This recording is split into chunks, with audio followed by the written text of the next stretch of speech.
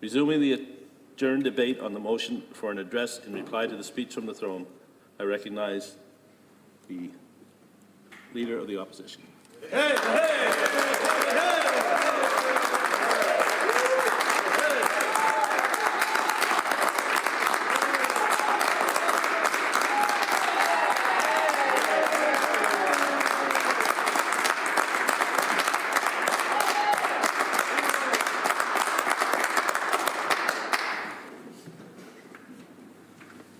Monsieur le Président, c'est un honneur pour moi de prendre la parole aujourd'hui en tant que député de la circonscription de Dieppe et en tant que chef par intérim de l'opposition officielle, afin de livrer notre réponse au discours du trône 2020-2021. First, I want to say a few words in regards to this pandemic. As we all know, we've been going through difficult times at times, many sacrifices from many different people, and certainly all New Brunswickers. Lots of sacrifice from public health and Dr. Russell and our public safety employees.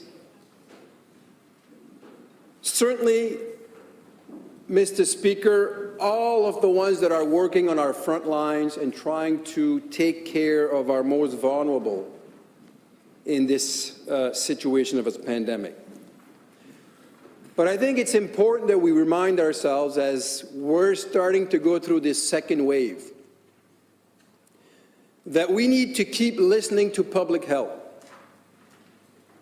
Il est important que nous continuons à suivre et bien écouter les directives de santé publique. Il faut porter notre masque. Il faut respecter la distanciation physique de 2 mètres, 6 pieds. Il faut se laver les mains souvent. Il faut réduire les regroupements de personnes. Et si ce n'est pas nécessaire, de ne pas en avoir des regroupements de personnes. It's serious. I know we have a fatigue in how we act and react to this pandemic. I totally understand. But the reality is this virus doesn't really care about who's gathering or who's not. It's here. And it's still here. So please, people listening today, tell your friends, make sure that we respect public health guidelines. Je vais prendre aussi un moment pour féliciter tous les parlementaires élus et certainement ceux et celles qui sont nouvellement élus. L'expérience d'être un ou une parlementaire ici à l'Assemblée législative sera des moments mémorables. Je suis convaincu, moi déjà 10 ans, que je suis un député et c'est évident que c'est un rôle important, c'est un rôle que nous jouons tous qui est important de reconnaître ses responsabilités qui viennent avec. Alors, bon succès à ceux et celles qui sont ici et certainement les nouveaux et nouvelles élus depuis le 14 septembre. Mr. Speaker, to you and your staff, congratulations, and I think we started yesterday on a good footing. Your first ruling was in my favor, so thank you very much. I think we're going to build this relationship that we all want on both sides of the legislature. But that being said, Mr. Speaker, I have so much respect not only for the chair but for you, and I know you'll do an awesome job and always be fair in applying the rules of this House and understanding that sometimes there can be heated debates, but as long as it's done respectfully, I think you'll be able to recognize that. Je veux aussi prendre un moment de remercier mon prédécesseur, M. Denis Landry, le député. Denis Landry est le vétéran de l'Assemblée législative et en 2018, suite à la démission du chef du jour, Denis a choisi de vouloir prendre ce rôle. Et Denis est certainement une des personnes à l'intérieur du caucus extrêmement respectée et avec beaucoup de compassion. Il a joué un rôle important à s'assurer que notre équipe continue à faire du bon boulot, du travail professionnel. Et là-dessus, Denis, merci pour non seulement le rôle que tu as joué, mais certainement ton amitié.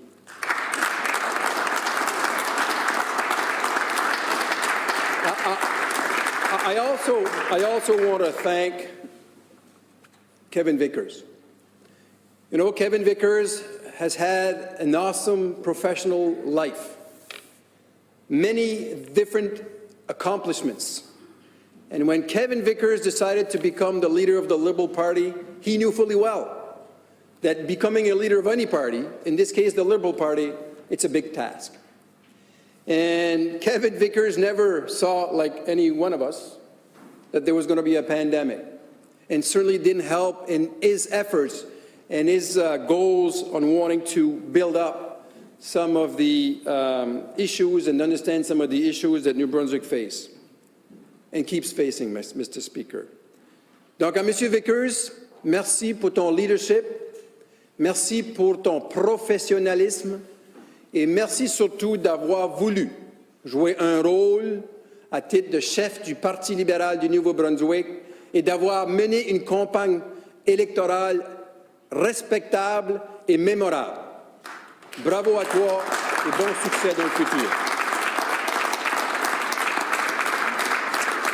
And I also want to congratulate and echo some of the congratulations, that was mentioned in the speech from the throne. And I also want to pay tribute to those who have distinguished themselves this year. Though I can't name all of them, but I do want to pay tribute to all New Brunswickers who have accomplished great things over the last 12 months. You know, my good friend, and a lot of us, a really good friend, Claudette Bradshaw, who's contributed so much. And Claudette, qui a reçu le prix des droits de la personne du Nouveau-Brunswick, je ne peux pas imaginer une autre personne qui mérite autant cette reconnaissance. Deux Néo-Brunswickois qui ont décoré de l'Ordre du Canada, M. Omer Chouinard, que j'ai connu, j'ai travaillé avec lorsque j'étais chef de cabinet à un moment donné. Il était employé des pêches et aquaculture et aujourd'hui, il joue un rôle très important en matière d'environnement et toute la sensibilisation autour de l'environnement. And Derek Lister from Fredericton for his contribution to nuclear energy research and improvements to occupational safety. Milia of Elsipogtog First Nation was named Difference Maker of the Year by Rick Hansen Foundation for raising awareness about missing and murdered Aboriginal women and girls. Thank you for your contribution. À M. Mario Thériault, que je connais très bien, qui a été élu. Et je ne connais pas toute l'histoire de la Chambre de commerce du Canada, mais probablement le premier élu, certainement francophone acadien, à titre de président de la Chambre de commerce du Canada. Au cours de la dernière année, nous avons également perdu plusieurs personnes qui ont grandement contribué à notre province. Guy Cormier. Qui ne connaît pas Guy Cormier, l'ancien maire de Saint-Léolin? Une personne passionnée, toujours là pour vouloir aider sa communauté et n'avait pas peur de cogner tous les portes qu'il y avait à cogner pour faire avancer les dossiers. Un ami proche, une personne qui m'a beaucoup aidé lorsque j'ai été élu la première fois en 2010, Roland Haché. Ancien maire de Petit-Rocher, ancien député de cette Assemblée législative et un ancien ministre du gouvernement. Roland est une personne que je définirais comme très intellectuelle, très intelligent, très compétent, mais tellement une personne qui était préoccupée par les petites choses des gens les plus vulnérables. Albert Levi, which I've met a few times, a long-standing chief of the Elsipogtog First Nation and one of New Brunswick's most influential Indigenous leader.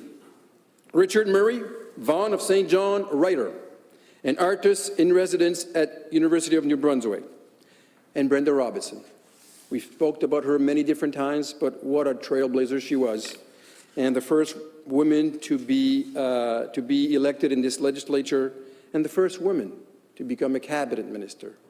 We can never say enough about Brenda Robinson. Je tiens à dire, avant de commencer, à quel point je suis reconnaissant aussi, Monsieur le Président, envers ma famille. Sans l'amour, le soutien de Lise, Émilie et Simon, il n'y a absolument aucune chance que j'aurais pu faire ce que j'ai réussi à accomplir jusqu'à maintenant. Lorsque j'ai décidé de me présenter en politique en 2010, à titre de député, je n'aurais jamais pu savoir que ce parcours m'aurait permis de jouer des rôles clés dans notre système politique du Nouveau-Brunswick. Et cela, je vous en suis reconnaissant, Émilie, Simon et Élise. Je veux également remercier les habitants de Dieppe qui m'ont fait confiance lors des 4 dernières élections, me permettant de les servir, soit ici à l'Assemblée législative ou même de notre communauté. Sans eux, je n'aurais pas réussi à être député pendant les 10 dernières années. Votre soutien, votre encouragement, vos idées me motivent à tous les jours d'être votre représentant ici à l'Assemblée législative. Et, Monsieur le Président, je remercie les bénévoles de l'Association libérale de Dieppe. Ces gens-là qui, de façon incalculée, imbranlable, m'offrent leur temps, leurs idées et leurs efforts pour que je puisse faire le travail que je fais ici depuis 10 ans. Je ne les nommerai pas tous, ils se connaissent, ceux qui écoutent, mais un merci sincère à ces gens-là pour vos conseils et pour votre appui. Mr. Speaker, governing is not simply developing a budget or creating a financial statement. Society is much more than an accounting exercise. A diversity of elements and issues needs to be considered while developing public policies. This legislature will undoubtedly be one of the most important in our history. We are facing a global pandemic. Across the planet, millions of people have been infected. More than 1 million people have died. In New Brunswick, to date, coronavirus outbreak has been controlled thanks to the vigilance of Chief Medical Officer Dr. Jennifer Russell, the public health staff, and public safety staff. First responders, thanks to the cooperation of all New Brunswickers for their discipline and listening to the public health guidelines. With a few rare but unfortunate exceptions, the lives of our fellow citizens in New Brunswick have been spared. However, our economy has been hit hard. Our health, education, and social protection systems are under extraordinary pressures. The decision that we'll be taking in this House in the coming months will have consequences on generations to come, real consequences that will affect New Brunswickers of all ages and all walks of life. Concrete consequences that will affect our economy, our public services, our social fabric, and ultimately the trust that people have in our institutions. The clock is ticking, and never has the burden of responsibility been so heavy. There is no time for hesitation and no time for errors. More than ever, action is needed, and more than ever, government will be held accountable. This year's speech from the throne is critically important because the government's action will have an impact not only on the coming months, but also on years ahead and on the future of our beautiful province. We welcome some of the measures outlined in the speech. However, some measures seem to us to be inadequate. Some are insuffisant. Overall, the speech from the throne is quite vague. This lack of precision is anything but reassuring. Quand le premier ministre était ministre des Finances de 2010 à 2014, il a procédé à de sévères coupures dans les services gouvernementaux parce qu'il voulait équilibrer le budget. C'était un objectif louable, mais il ne l'a jamais réussi. En fait, il a continuellement manqué ses cibles de réduction des déficits année après année. La raison est simple, Monsieur le Président. Les coupures qu'il imposait ont provoqué un repli de l'économie, ce qui a réduit les recettes publiques. Moins il avait de recettes publiques, moins il pouvait réduire le déficit. En gros, il faisait un pas en avant du côté des dépenses, mais 2 pas en arrière du côté des recettes. Il y a une importante leçon à tirer ici. Quand on gouverne une province, il est dangereux de se limiter à un exercice comptable. De 2010 à 2014, notre économie a d'ailleurs beaucoup souffert de cette approche. En fait, les conséquences économiques ont été tellement graves que le gouvernement conservateur de l'époque a dû se résoudre à augmenter les impôts. On se souvient dans l'histoire du Nouveau-Brunswick. C'était la plus importante augmentation d'impôts sur le revenu des particuliers et sur les revenus des sociétés. Au-delà de 200 millions de dollars annuellement que le premier ministre actuel a été chercher dans les poches des contribuables. Lors de son dernier mandat comme premier ministre, le chef conservateur a démontré qu'il n'avait pas retenu cette leçon. On a vu des projets d'infrastructure annulés en plein milieu de ces travaux, et ce, partout dans notre province. On a vu des millions de dollars fédéraux laissés sur la table parce que le premier ministre refusait de faire sa part en matière d'investissement. Il suffit de regarder à quelques pas de l'Assemblée législative, ici même, au cœur de notre belle capitale. Un des plus grands édifices gouvernementaux de la province reste vide et abandonné. On pourrait en dire autant des écoles partout dans la province, des infrastructures, des projets de construction et d'amélioration absolument nécessaires ont été annulés. Ces réparations, il faudra les faire un jour, Monsieur le Président. Et ce jour-là coûtera beaucoup plus cher aux contribuables du Nouveau-Brunswick. Si le Premier ministre ne me croit pas, il n'a qu'à consulter le dernier rapport de la vérificatrice générale. C'est écrit noir sur blanc. Lorsque nous étions au gouvernement, les décisions prises en matière d'infrastructure étaient fondées sur des faits. Par exemple, en suivant la méthode de gestion des actifs pour décider quelle route et quel pont devraient être prioritaires et bénéficier d'investissements. C'est ce que recommande la vérificatrice générale. Nous avons mis en place un processus d'appel d'offres plus solide pour la location d'équipements et l'attribution de contrats. Voilà de bons exemples d'une bonne politique publique. Si on se limite à une approche comptable ou à une approche partisane à court terme, les contribuables ne sont pas traités équitablement partout dans la province. À moyen et à long terme, ils doivent payer plus pour qu'on répare ce qui n'a pas été entretenu. Encore là, c'est une leçon que le Premier ministre ne semble pas avoir compris. Government claims the province is doing better than expected, yet the parliamentary budget officer in Ottawa believes New Brunswick's fiscal policy is not sustainable. Obviously, the finances of the province have improved, but if you look at the unemployment figures, you realize that the situation in New Brunswick seems to be showing warnings. Indeed, we have compared the Canadian provinces. New Brunswick went from the 4th place in August to the 8th place in September as to the level of unemployment. Between August and September, New Brunswick is the only Canadian province to have seen its unemployment rate increase.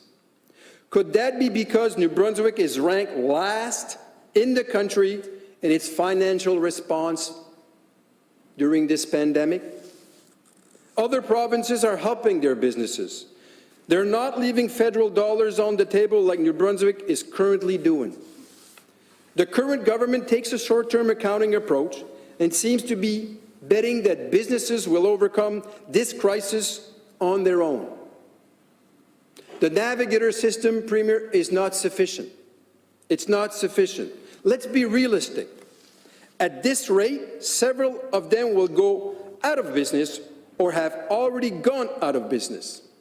CFIB is projecting that it could be up to 15%.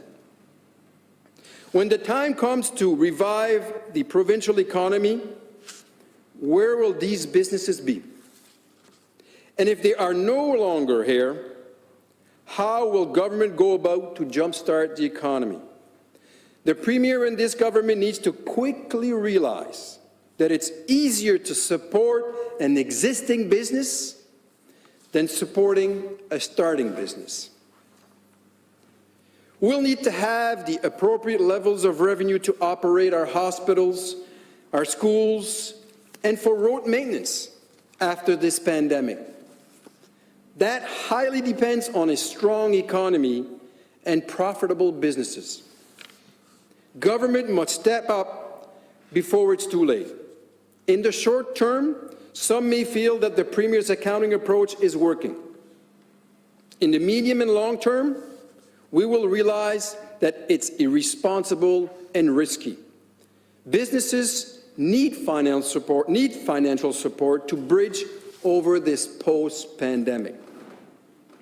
The speech from the throne argues that New Brunswick must increase private sector investments. It goes as far to state that private investment has shown improvements in recent years, with 2018 hitting a 10-year high. The Conservative government took office at the end of 2018. Does the Premier really think he achieved such results in a matter of weeks that he took office? Would it not be more accurate to say that this good performance is the result of some actions taken during the previous Liberal government? What the Premier doesn't seem to understand is the new reality of COVID.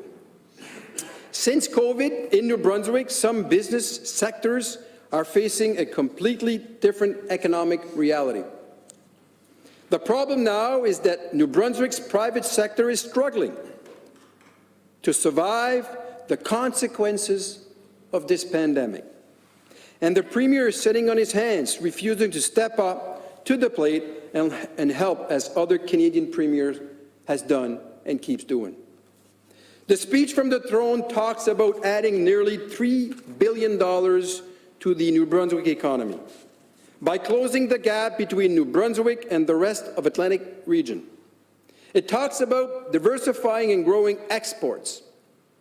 All of this sounds really good, but where is the plan to achieve it? One would think that part of this speech from the throne was actually cut and paste from the State of the Province address. In January 2020, at the State of the Province address, the Premier unveiled a new economic development strategy designed to help New Brunswickers close the gap in one generation on key metrics like GDP, productivity, exports, and immigration. It seems reasonable to argue that since then, the situation has drastically changed, both here in New Brunswick and around the world. What contributed to that change? A worldwide pandemic, Mr. Speaker. Il est plus que jamais nécessaire de consolider notre partenariat avec le gouvernement fédéral. Et je ne parle pas simplement d'accepter les transferts fédéraux afin d'équilibrer nos finances publiques. Le gouvernement doit cesser de laisser l'argent fédéral sur la table. Il doit faire sa part en matière d'investissement provincial, justifié, et venir en aide aux entreprises et aux municipalités en matière d'infrastructure avant qu'il ne soit trop tard.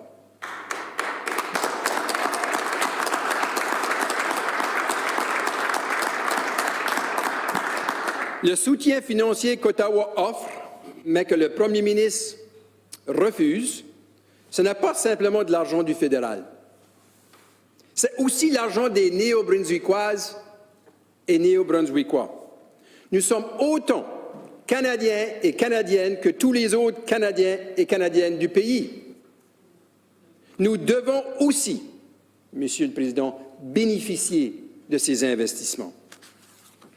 Il est incompréhensible que le gouvernement du Nouveau-Brunswick ne veuille pas coopérer avec un gouvernement d'une autre allégeance politique. Le Premier ministre Hatfield l'a fait avec Trudeau père. Le Premier ministre McKenna l'a fait avec le Premier ministre Mulroney. Les gouvernements des Premiers ministres Lord et Graham ont pu travailler avec les gouvernements de différentes allégeances à Ottawa sur des projets d'intérêt mutuel. Tous ces exemples n'étaient même pas durant un contexte d'une pandémie. Mr. Speaker, when there's a will, there's a way. It's obvious at the moment in New Brunswick there is clearly no will, and this is to the loss of all New Brunswickers. One of the patterns of this government is certainly a lack of transparency. We know that New Brunswick has received funding from the federal government to enable our health system to deal with the pandemic. How much money has there been received? How much money was spent directly on help to fight this pandemic? And why is the government silent on this issue? These are legitimate questions, and yet remain unanswered. Such a lack of transparency is neither healthy nor acceptable. But as far as this government is concerned, it is unfortunately nothing new.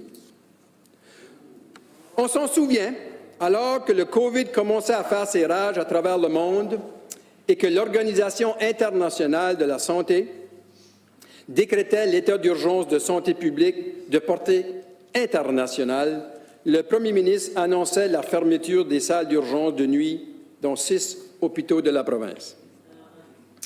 Dans les mois précédents, son ministre de la Santé du jour s'était levé en chambre pour affirmer qu'aucun hôpital ne serait fermé et que les services ne seraient pas réduits.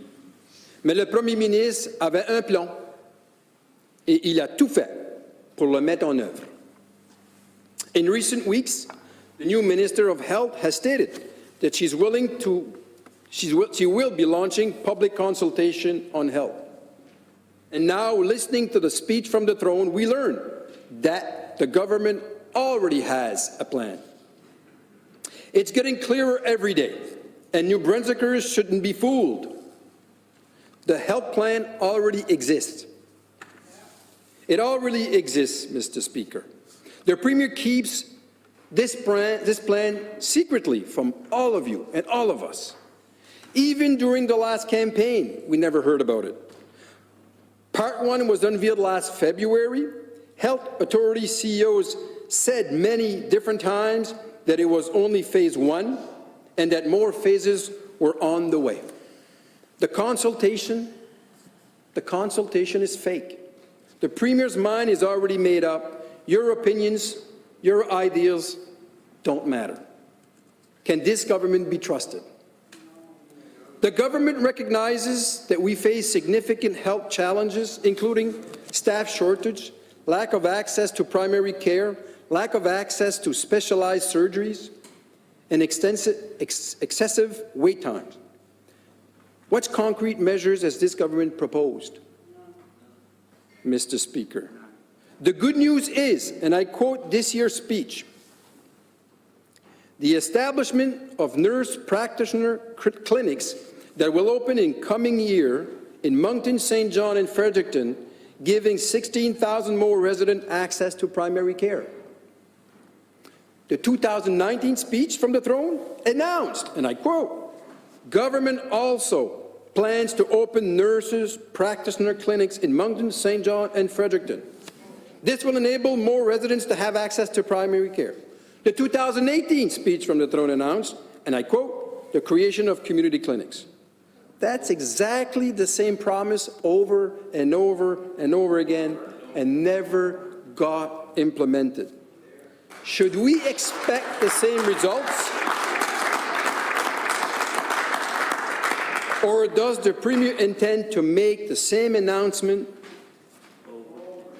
in 2021, in 2022, and possibly in 2024?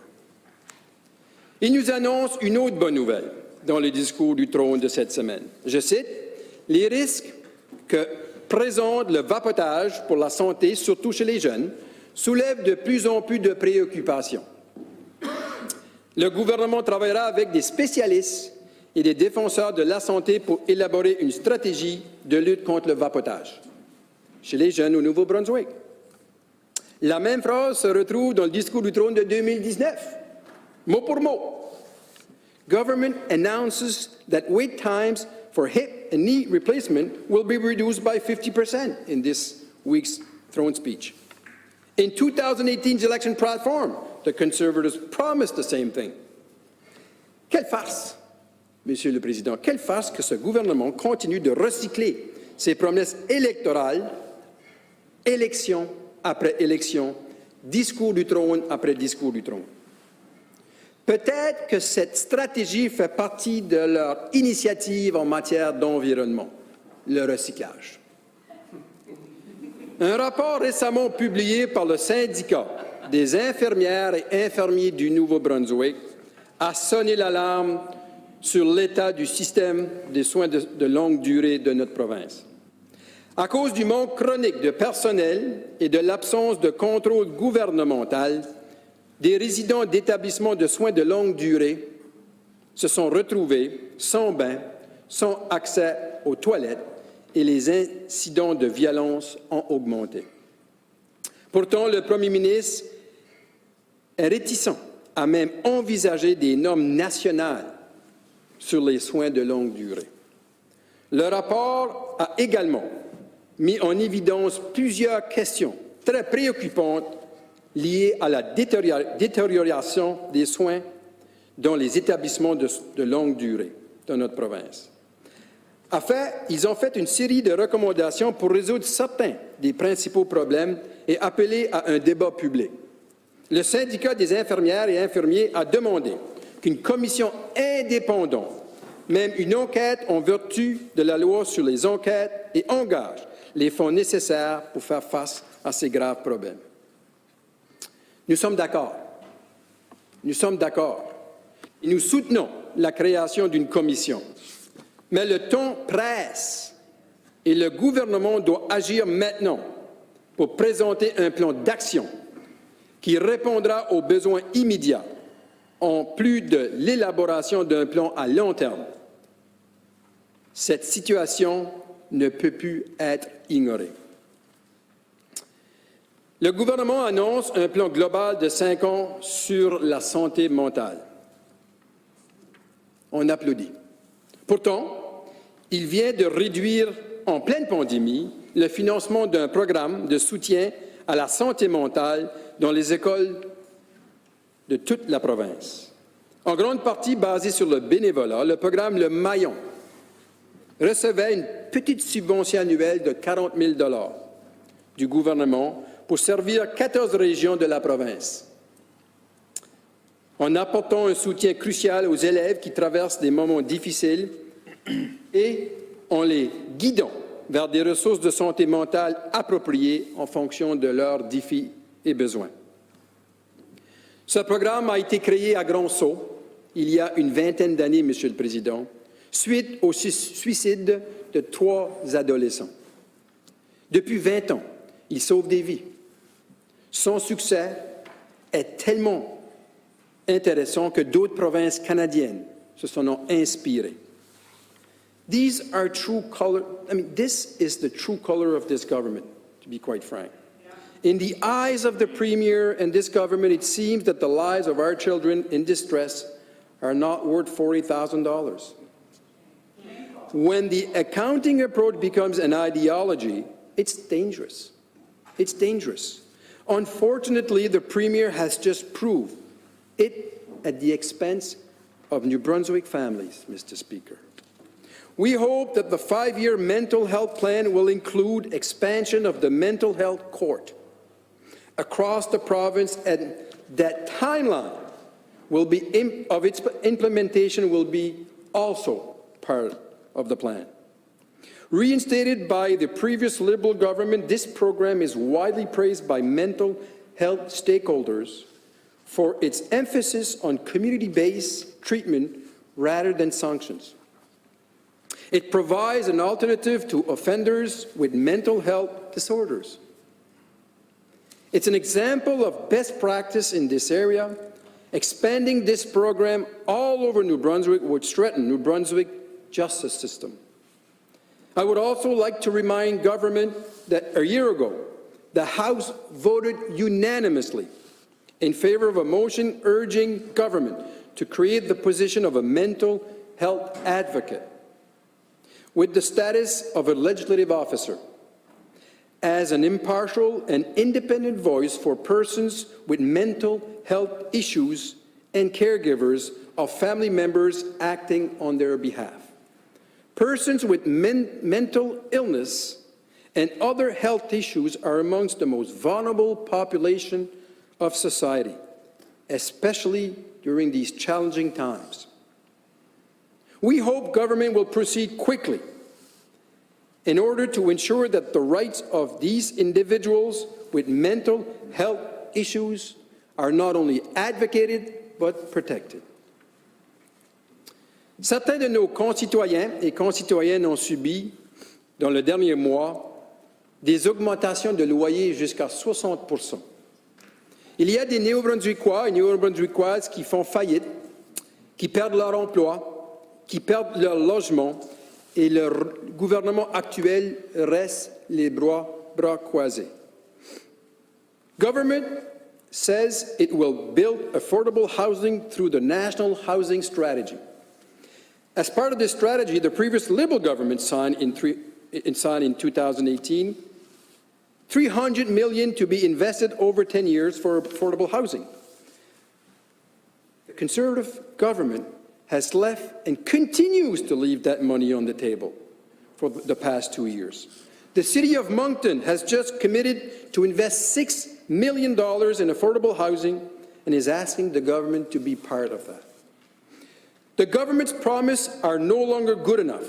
We need action on these issues. We need action now, Mr. Speaker. Government must invest in partnership with the federal and municipal governments.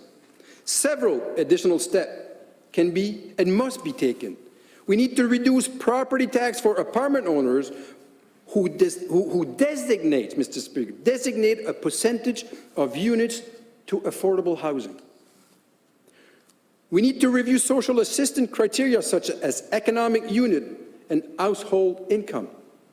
And most importantly, we need to ensure rent control. The official opposition will introduce rent control legislation. We hope that all members of this House will unanimously support this bill.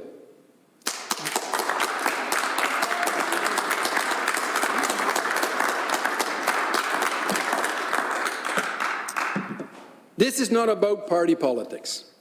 This is about New Brunswickers. This is about people in need. This is about people in need. I see a few smiles over there when I said this is not about party politics. Put people first. But put at least vulnerable people first.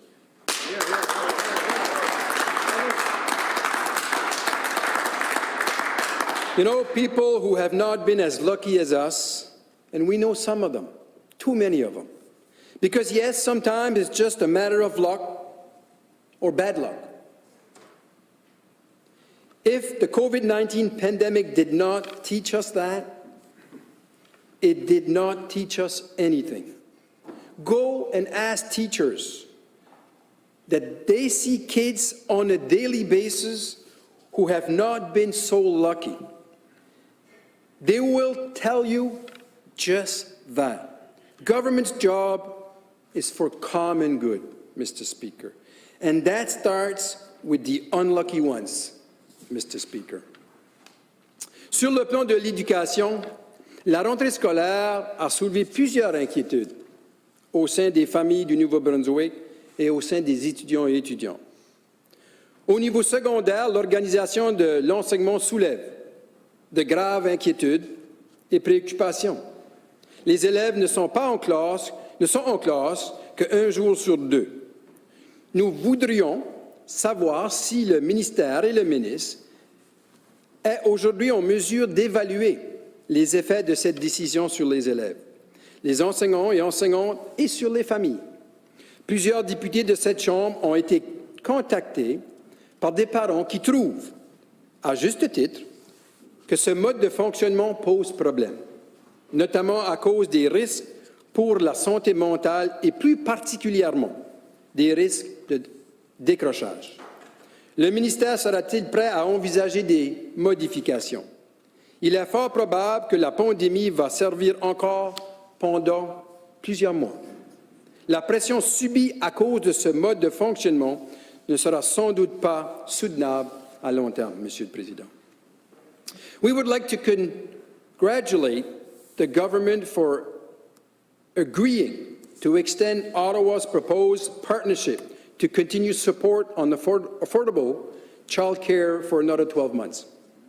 This program is an investment that the former Liberal government created in 2018. We continue to support the continued designation of the New Brunswick Early Learning Centres, but we encourage the government to stay the course beyond the next 12 months. En ce qui concerne la construction et réparation d'écoles, on a entendu parler un peu les derniers mois. Nous encourageons le gouvernement à se conformer aux recommandations de la vérificatrice générale, incluant le ministre de l'Éducation et de la Petite Enfance. Les projets d'infrastructure finissent par coûter plus cher quand ils sont reportés. Et les considérations électorales ne devraient jamais dicter la politique publique en matière d'infrastructure scolaire. L'avenir des enfants du Nouveau-Brunswick ne doit pas être mis à jeu à des fins partisanes. Le Parti conservateur a obtenu une majorité. Maintenant, il forme le gouvernement. Il doit gouverner dans l'intérêt de tous et non simplement dans l'intérêt des enfants de certaines circonscriptions. With respect to teaching First Nation languages in New Brunswick schools, it is important to note the importance of Mi'kmaq, Wolastoqey, and Passamaquoddy children. We know this initiative is well intended, but we should keep in mind that there are very few Indigenous language teachers in our province. In the case of Wolastoqey, there are about 100 speakers today. The situation is alarming. A priority must be given to First Nation children. Experts and teachers within the Indigenous communities demand this, and it is the government's duty to listen to their concerns and act accordingly. The government can't count on our support as the official opposition for any measures that will promote the preservation and development of Indigenous language in New Brunswick.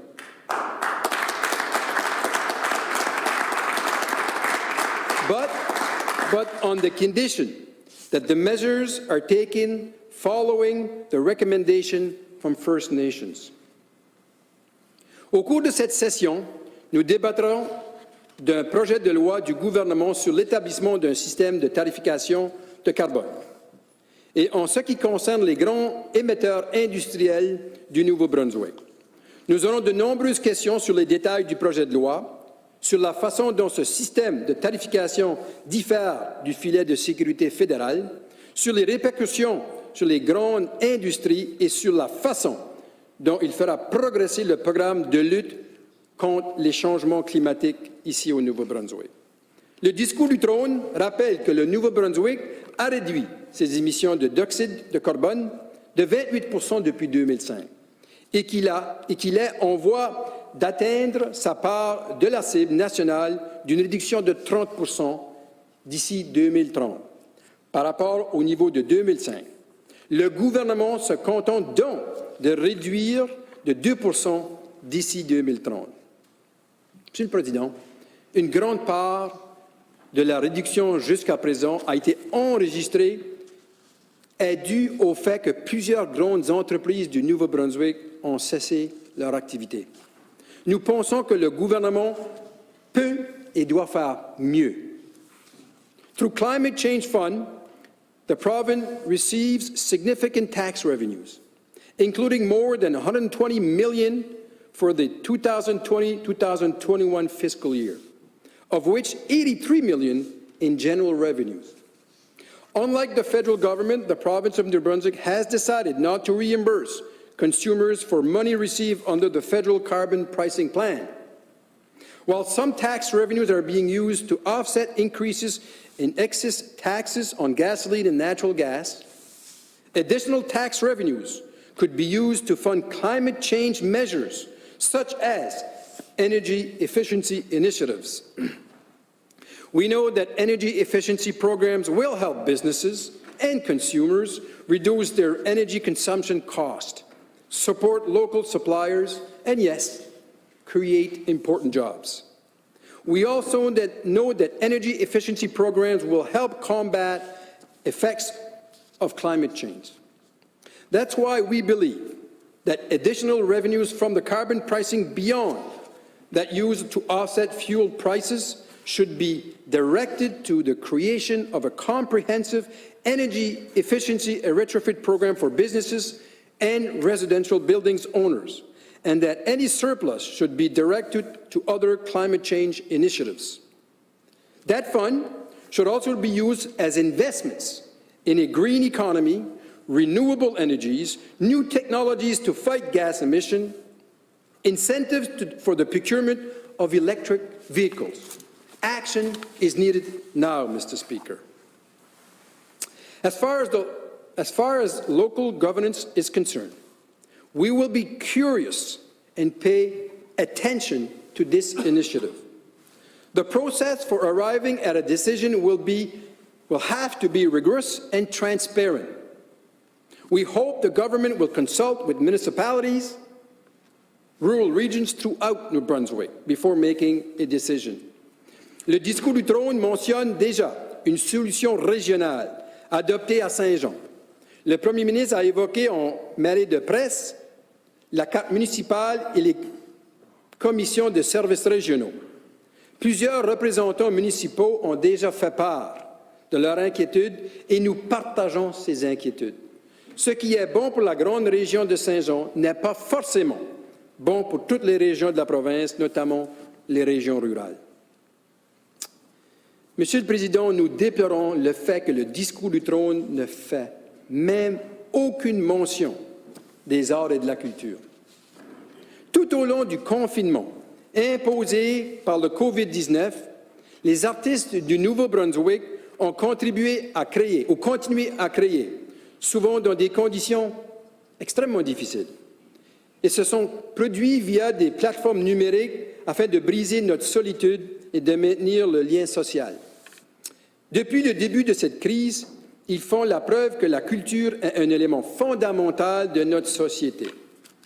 Nous tenons à le reconnaître et à les remercier du fond du cœur. We rarely talk about it in this legislature, but the contribution of culture in our economy is significant.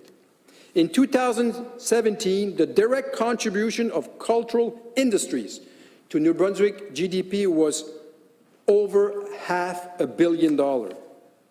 Despite this, artists are among the lowest paid workers. Their average income is 38% lower than the average income of New Brunswick labor force. Il est temps de reconnaître la contribution des artistes et de prendre des mesures concrètes afin d'améliorer leur statut socio-économique. Au cours de cette session, nous présenterons une motion demandant au gouvernement de s'engager à adopter une loi sur le statut de l'artiste, qui ne vise pas simplement à énoncer des principes, mais qui prévoit des mesures concrètes pour améliorer considérablement le statut socio-économique des artistes professionnels. Nous présenterons également une motion demandant la mise en œuvre d'une politique d'achat du livre afin de faire en sorte que les acheteurs institutionnels dont les ministères, les organismes, les districts scolaires, les écoles, les bibliothèques publiques achètent des livres auprès des librairies indépendantes et des maisons d'édition du Nouveau-Brunswick. It is very unfortunate that the speech from the throne does not mention women's rights at least once. During its previous mandate, the Premier refused to pay for the services provided by Clinic 554, although the federal government has indicated that the refusal to pay for abortion services provided by Clinic 554 constitute a violation of the Canadian Health Act. The government of New Brunswick has the obligation to ensure sufficient access to the care provided by Clinic 554, including reproductive health care such as abortion. It's the law. It's an individual right entrenched in the Canadian Charter of Rights, Mr. Speaker.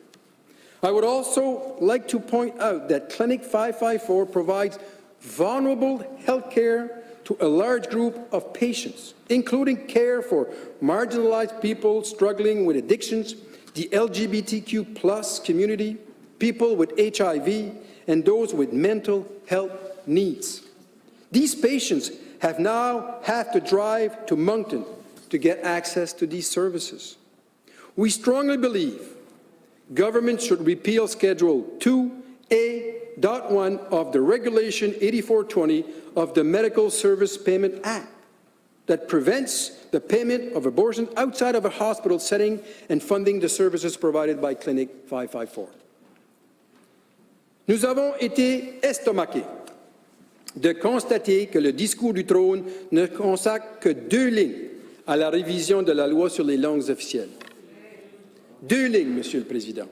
Le gouvernement doit procéder à une révision complète de la loi d'ici décembre 2021. Comme la dernière révision a duré 2 ans, il y a lieu de s'inquiéter du fait que celle-ci n'a pas encore commencé. La création d'un comité permanent sur les langues officielles est attendue depuis longtemps. Et nous demandons instamment au gouvernement X de mettre en place un tel comité et de permettre aux membres de tenir des audiences publiques sur la loi des langues officielles dans le cadre de cette révision. La dernière révision de la loi a été effectuée à huis clos sous le gouvernement Alward. Nous estimons qu'un processus plus transparent est nécessaire. Respecter et faire respecter la loi sur les langues officielles ne devrait pas être une question partisane.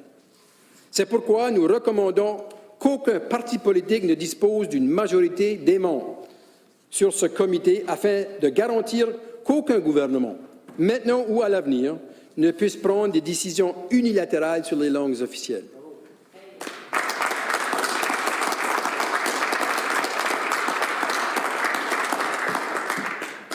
Le discours du trône a été singulièrement vague en ce qui concerne les langues officielles et les soins de santé. Il est question de faire en sorte que les obstacles et les solutions envisageables à l'égard des compétences linguistiques soient bien compris et d'envisager autrement la prestation des services. Le Premier ministre a d'ailleurs parlé dans les médias de dédoublement de services dans le contexte des 2 régies de santé. Government must ensure that, while respecting substantive equality, the changes implemented over the next year do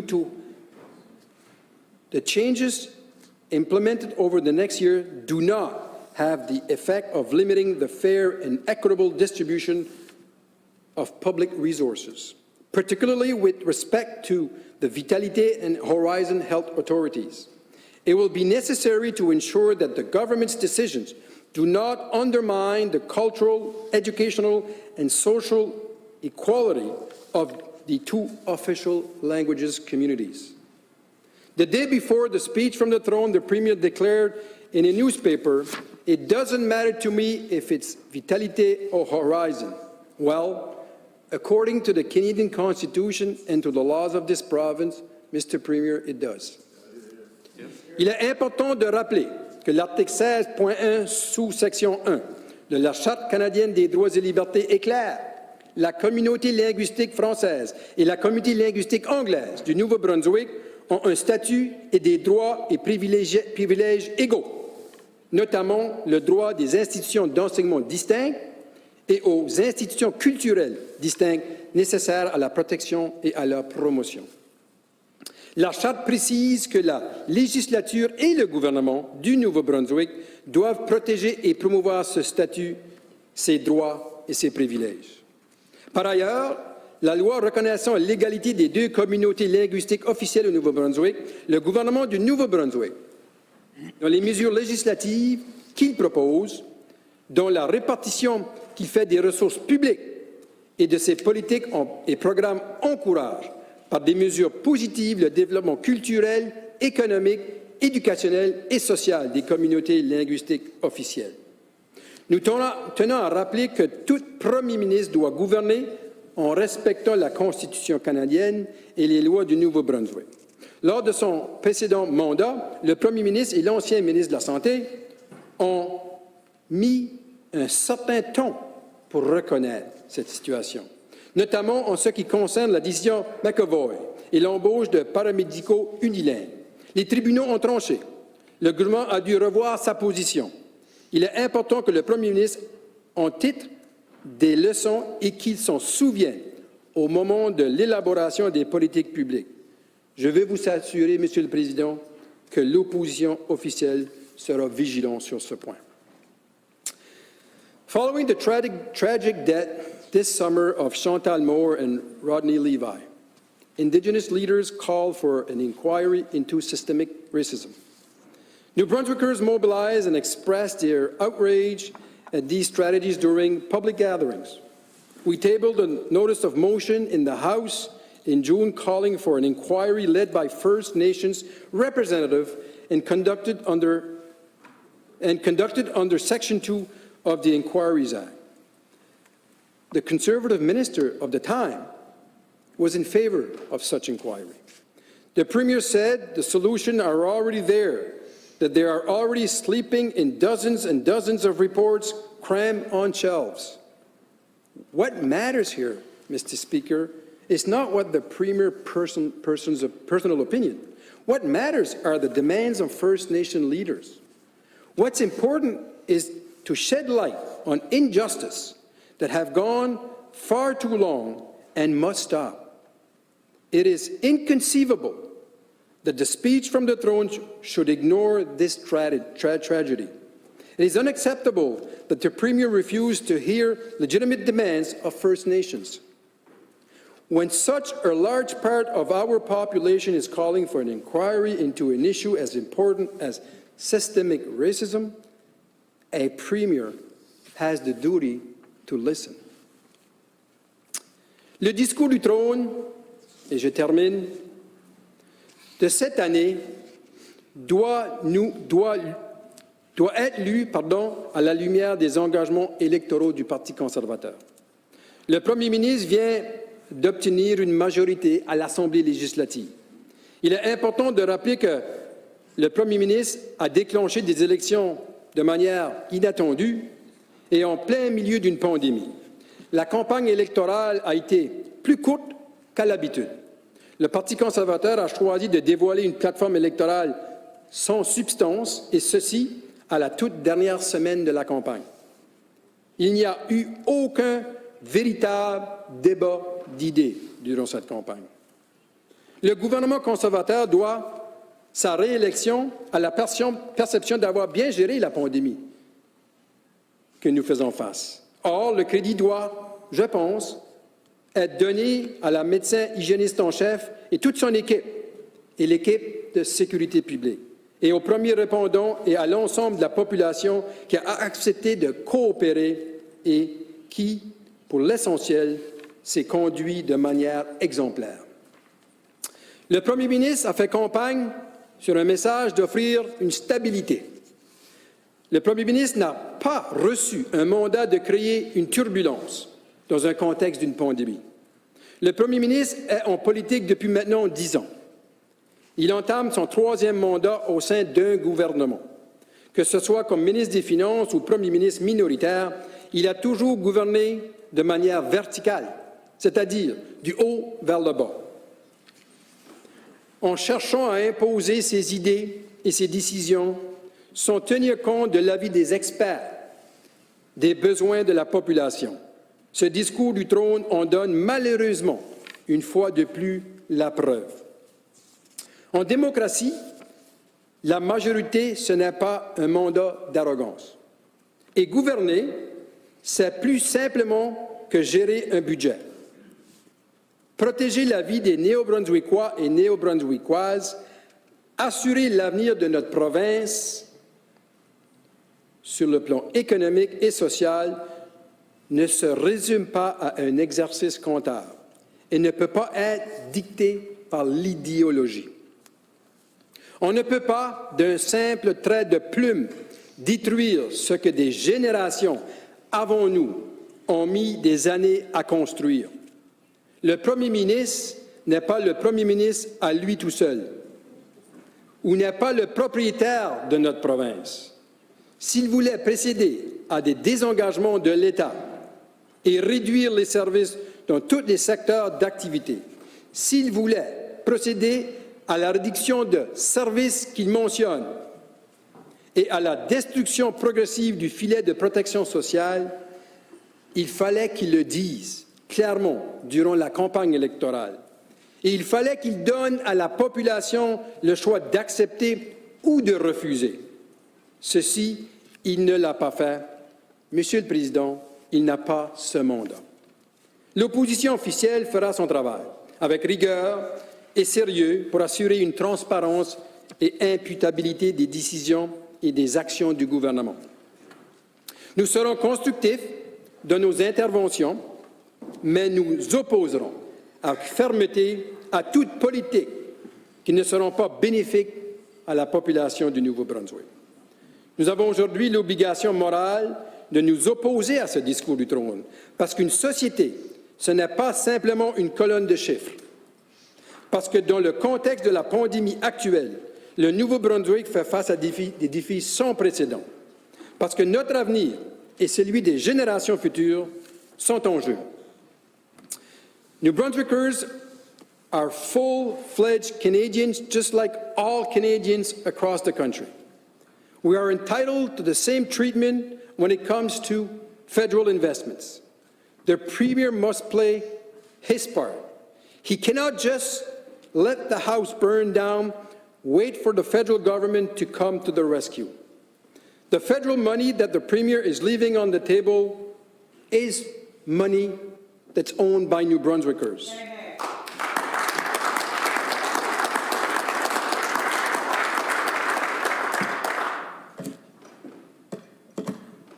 Our businesses needs to survive and to help the economy recover. Our hospitals, nursing homes, long-term care homes need it to control the pandemic and to ensure the well-being of the most vulnerable with dignity and efficiency. Our educational institutions and child care centres need it to develop responsible citizens capable of meeting the challenges of the 21st century. Our social development and justice system need to reduce violence in all its forms and to ensure the safety and equality of all people regardless of their origin, age, social status, language, or region of residence. Following the last provincial election, the Premier was not given a mandate to initiate turbulence. The current crisis must not be used as a pretext for the disengagement of government. Otherwise, this health crisis will lead to other crises in all sectors, and New Brunswick will take years to recover. Now is not the time to cling to ideology. This is the time to make and implement evidence-based decisions that meet the concrete and urgent needs of New Brunswickers. Unfortunately, the speech from the throne presented by this government does not meet those needs. We call on the Premier to do better. Merci, Monsieur le Président.